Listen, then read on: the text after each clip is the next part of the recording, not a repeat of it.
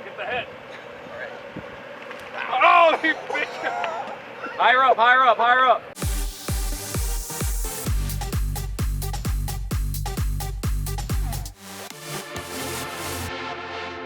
The value trajectory of most rare and collectible supercars and hypercars of the 2000s has been stratospheric, especially over the past year. And when that happens and a car that you own starts to skyrocket in value, it can sometimes give you pause as an owner to let you decide, is the way that I have loved to use and enjoy this car still appropriate? And for many people, that results in the decision, you know what, no it isn't. I can't drive this car in good conscience anymore. I'm just gonna park it, let the value go up, and decide when I pull the ripcord, sell it whatever the market price is, and call it a win. Now for me, my approach has been use that appreciation to offset my consumption cost and drive the car even more. But that's everybody's problem to solve in their own way. And I don't know that there's a better example of this phenomenon at the moment than the Ferrari Enzo. After the Kissimmee Mecum sale and other auctions, the values went nuts. I've never seen a car jump so substantially, so fast, with so few data points, and then be sort of resubstantiated and justified through subsequent market transactions. But it seems like Enzos are there to stay from a price point perspective, and so there are now a lot of people that are having to make that decision. And I know for our audience of Enzo owners, the most burning question that you may be asking yourself right now is that now that you seem to have an 8-figure car in your garage, is it still appropriate to take it to the Florida Everglades when you want to go python hunting? And I decided to take it upon myself to help answer that question, some quality consumer advice, as part of a request that I received from Matthew Ivanhoe and Broad Arrow Auctions to go to South Florida and see a very special Enzo that's coming to market at Monterey this year. Now, the car in question was extra special because of its color. It was not a red Enzo, it is black. Nero DS over all red leather, one of 3 US cars. And we've talked a lot about the Enzo on VINwiki and some crazy things that have happened to them. But regardless of that, less than 40 of them worldwide are black. Any shade of black, including gloss black like this car, metallic black, matte black. And so it is very, very special to see a black Enzo. Maybe there's 12 black US Enzos and only 3 are black over red like this car. So amazing. And I am not a black car guy myself, but I love my black Spiker. I put a red interior on it and I love it. And it's just such a different presence for an Enzo to be so black, so sinister. And I just think it looks incredible. And I had only had a little bit of experience in the Ferrari Enzo, mostly just like moving them around, never really taken one out on the street. And I was going to get to do just that because upon arriving in Miami, our first stop was the MacArthur Causeway. And the reason for that was to start kind of at least emotionally exploring the connection that Ferrari as a brand had with popular culture and the movies of South Florida in that era. We had Too Fast, Too Furious set in Miami that featured a Ferrari 360 Spider that was owned by Cole Hauser's villainous character. That was a big part of one of the scenes. We had Bad Boys 2 that featured a 550 Maranello and a 575 with the noise of a 355 shot on the MacArthur Causeway right there. So we were kind of recreating some of those scenes and images just like we had done in Car Trek 4 with the 599. You also had the 2006 remake of Miami Vice where instead of a Testarossa, Colin Farrell was driving a 430 Spider in Grigio Silverstone. The Enzo also appeared in Redline, not a great movie, but Eddie Griffin very famously crashed the car afterwards, as well as Charlie's Angels Full Throttle with Demi Moore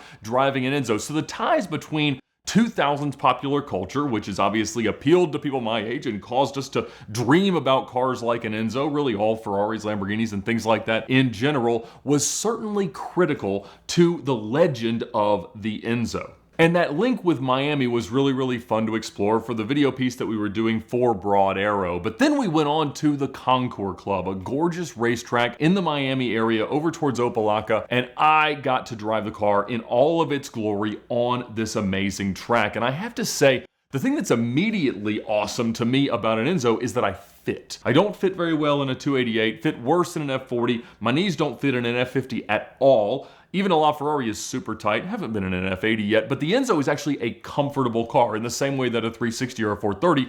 Architecturally, I fit really well. The visibility is great, the seat size is great, the headroom is good. So I love spending time in the car just based on not feeling so claustrophobic. And especially when you're on a racetrack and you want to have a proper driving position, that matters even more. So going from the road to the track, you really get to hear everything that is so awesome about an Enzo. Now, one issue that I had with trying to do any content around an Enzo is that all of the major automotive journalists and personalities of the last 2 decades have been able to throw their 2 cents in and tell us what they thought. So it's going to be really hard for me to say or think of anything that we haven't already heard about the car. I mean, even Jeremy Clarkson said that the Enzo makes a Carrera GT seem like a Bentley. And I'm not exactly sure that that one holds up, but we've heard all of it. We've seen the lap time, seen all of it. I mean, the car is wonderful, well documented, and that's where I thought the third stop might be more important, because who's taken one? Python hunting. But as we continue to explore the car around the track, me and Matthew Ivanhoe driving, what really stood out was just how good and how of the moment the Enzo is. The sound is perfect, the looks are perfect, everything is so iconic that when you do start to think about the car in the ridiculous context of being $10 to $20 million, it does kind of make sense, especially alongside so many other cars of that era that are just skyrocketing in value. You've got the Carrera GTs, all the manual V12 Lambos, you've got the significant McLarens obviously in the F1, and even the newer cars than this. All of these hypercar status cars are certainly going to the moon. Now, when you think about an Enzo, the only kind of asterisk or qualification you have to give the car is the gearbox. And it is an early stage single clutch Formula One inspired paddle shift transmission. And it is among the slower shifting of those. But to me, it is immediately, you're like, I don't know about this. But as you sort of get the revs up, drive the car more intentionally, it really is nothing to detract from it. And I think the market at large is really starting to understand that more as we see E-Gear LP640s and LP670s shooting up to the moon, Wyras in the same way going crazy. I mean, these cars are not something you really have to apologize anymore. It is just part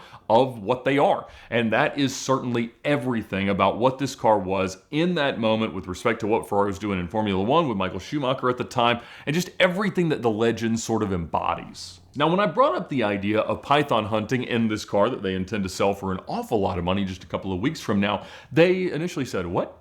We're going to do what? I said, no, we're going to go Python hunting. And I knew that the invasive species issue in South Florida was a big deal with iguanas, with Burmese pythons, Nile monitors, chameleons, all these things that are meaningfully interfering with the populations of native animals. I'd heard at one point that the population in some of the primary nesting areas of pythons of things like possums and raccoons was down like 99%, all but eradicated because there are no natural predators for these giant snakes. And they're pulling them out of the Everglades. They just had like a contest where they got hundreds and hundreds of them. And they're like 15, 18 feet long, these snakes, some of them. And so I thought, I also need to go in search of that 20-footer and give it a yoink. And if it's a yoink towards a Ferrari Enzo, all the better. But I had never personally been Python hunting. And so after I finally got them to give me a reluctant yes that this is okay for us to do with their beautiful car, I set out to find a Python hunter. And in short order, I found 3 of them, initially connected through Sean Robinson, a very good mutual friend of mine, and Arnie Toman, a former employee of Curated, and someone who loves both exotic cars very much and now the South Florida wildman hunter lifestyle. And he had done a lot of Python hunting, I came to find out, and we caught up a good bit. And he had a very good friend, Eddie, who goes by Best Dad CEO on social media, and he was also interested in joining the fun with a couple of his kids, and they both knew the greatest superstar in the South Florida python hunting world, Trapper Mike or Python Cowboy. And they got us connected. I talked to Mike and he was very excited to show us the ropes and show us where we would be likely to find these snakes. And interestingly, it's kind of right off the road. And I had a little bit of pause because I was like, am I gonna have to make these guys take this Enzo on some like dirt or limestone packed roads? But in fact, they're doing so much water management in the Everglades that a lot of these are really nicely paved asphalt roads that just go right through. And occasionally when you do it, you see a snake. Now it's not just that easy, because Mike did offer the initial caution that, you know, you go out there sometimes for hours and hours and you don't see a snake. But we showed up there and in about 5 minutes we saw a couple of alligators eyeballing us, which was exciting. I do love an alligator, but no snakes just crawling around. I thought we might just be tripping over them. That was in fact not the case. So Mike was right. We had our work cut out for us, and so we started out just cruising up and down these, again, well-developed and manicured levee roads for the construction equipment and things like that, looking for some snakes. And we had been going around for maybe an hour and a half, 2 hours before Mike called us and said he thought he had just spotted one going off into the bushes. And so me and Matt turned the Enzo around and shot towards him to try to join him in the catch. And when we got there, he had one. He knew generally where it was, and we just started digging through the bushes. Now, I had asked Sean, I said, you know, what is appropriate in terms of, boots and things or whatever, gloves? And he says, nobody wears gloves, all bare hand. very excited for some bare-handed python hunting, and so he knew kind of where he thought the head was, and it wasn't a gigantic example. This was probably like 6-7 feet long, and so I looked, I saw the head, it kind of curled away, and I grabbed it. And you just start tugging it out of this bush, and it just starts snapping away. I was able to get the head secured, and it's just one of those like crazy adrenal rush victory things. I was so excited. Now, when I mentioned that this was going to be the activity of the week, my 11-year-old son was so excited, and I could not remotely talk him out of coming with me. So he was there, and so he helped me pull it, wrap it up, and eventually bagged it up with Mike. So that was our first snake capture of the day, and we legitimately had jumped out of a Ferrari Enzo, jumped into a bush, pulled this thing out, and we went python hunting in a Ferrari Enzo very legitimately. A short while later, another one was spotted. This one was over 9 feet long, and it was a little bit more nippy, and I got the tail. I was pulling it back towards the street, and I told Matt to join in, Matt Ivanhoe, the cultivated collector, to join in as he was selling his Ferrari Enzo, and we had just jumped out of his Enzo to get this thing. I said, grab the head, Matt. He stood a little close, and even though I had the tail, it managed to bite his leg.